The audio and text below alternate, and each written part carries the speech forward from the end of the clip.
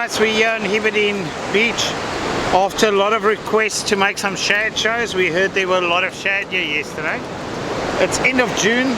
There hasn't been a lot of shad around, but I'm quite keen. I've got this little 7-foot XLO and Ninja 2500 with 8-pound line, and then of course the Falcon little spoons, which you can't go wrong for shad, this little S-bends.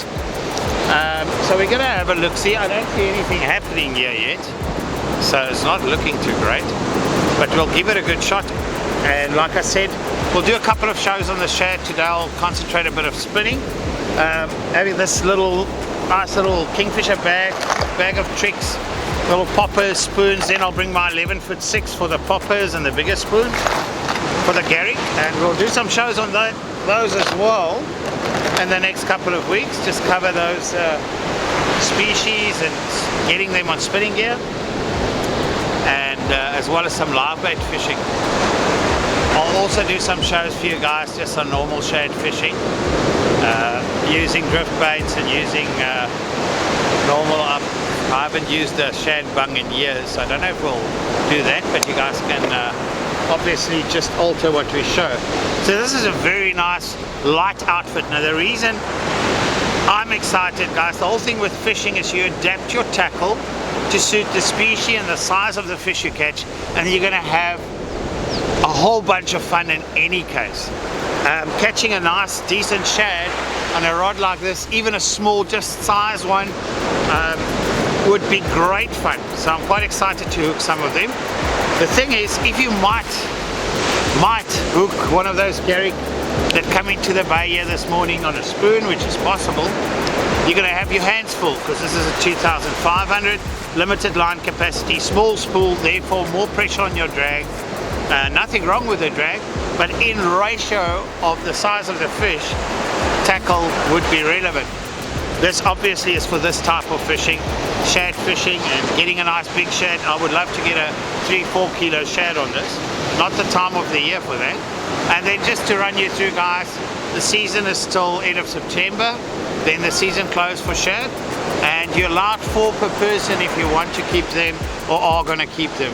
Now, just a tip on people keeping shad or shad for the first time, guys, don't even freeze it. It's horrible. It's a horrible fish to freeze. When you defrost it to eat it, it's all like maize. It's mazy. It's not nice. So if you're going to keep a shad, make sure you cook it within 2 or 3 days. You keep it in the fridge, clean it immediately, let it settle, and keep it in the fridge. So yeah, enough talking. Let's have a couple of throws and see if we're lucky.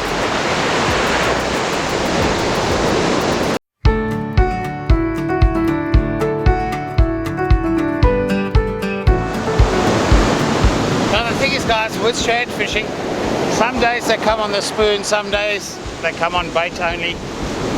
There we go, first one. Lovely on the light tackle. Look at that.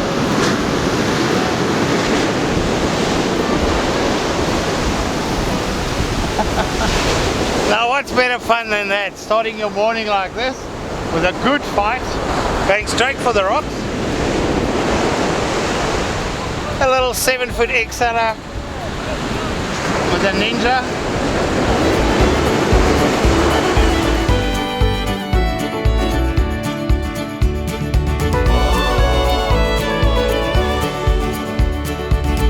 What a nice size as well.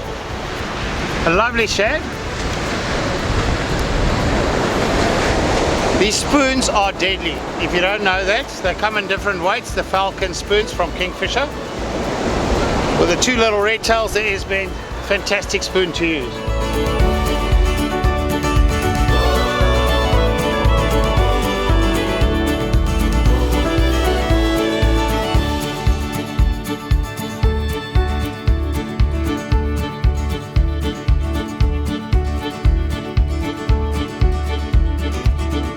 Guys, you don't have to reel this spoon fast. It's got the S-bend, so it's got a bit of action.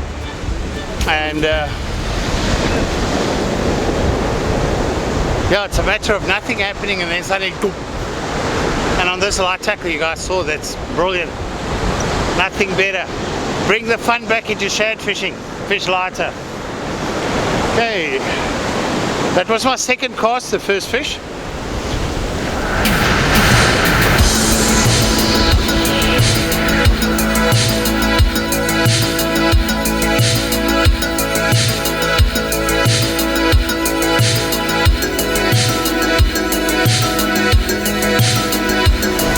It doesn't seem like there's a whole bunch of shad around, but what you can do is once you land, you can reel it, so it's just subsurface. You can kind of time it to drop a little bit to mid-water, reel it back at that, or you can let it drop to almost to the bottom, depending on where they're feeding. And that's the whole thing with artificial feeding, artificial fishing and feeding, that you have to determine in which water column they're feeding. Now, it's difficult, you know, if there's a bit more, if it's tough fishing, you can start experimenting to see where the fish is biting and in which section, mid-water, top water, or more to the surface, or at the bottom where to get them. So I'm going to slow this one way down, let it drop to almost the bottom, which I suspect is what I did with that one.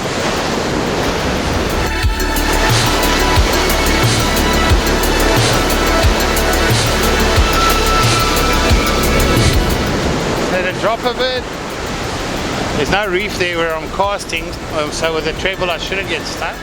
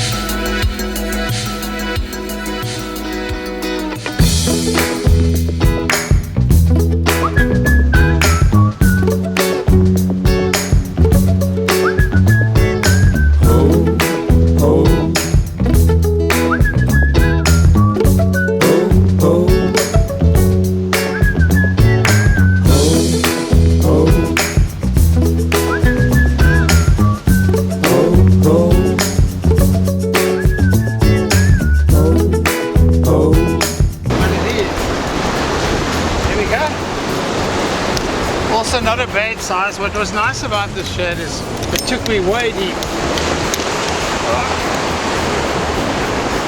It took me way as the spoon landed, which gave it a nice long fight on this light tackle. Also known as bluefish in America, Tailor in Australia, and here in South Africa we call them shad. Nice eating fish when you eat them fresh. This one's bleeding, so definitely going to the pot. Hooked on the side. Here we go.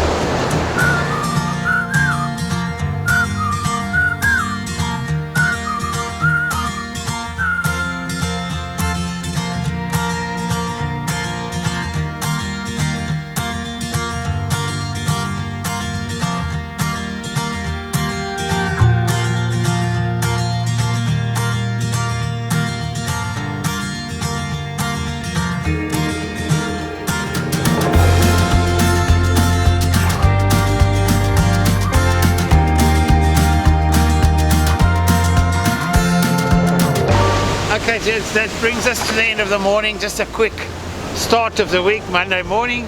Great on the light tackle. Get yourself one of those Falcon spoons, a nice little 7 or 8 foot light rod, small little 500 8-pound line, and nothing else but fun. You can only have fun with it. Now with the biggest shad coming through this time, you know, all oversized and up to 40 centimeters, nice size shad. It is really great fun. A few shad came out, not too many really, and ratio of the anglers, but I can't complain. I had great fun. This is the spoon, little Falcon Ninja 2500, and a 7 foot XLR rod. Get the distance, in fact, getting better distance than most of the guys throwing spoon here, so nothing wrong with that. So catch us next time. We'll show a bit of drift fishing with sardines for shad and whatever else methods we will feature to show you how to catch the shad also known as Bluefish in America and Tailor in Australia. So have a good week this week.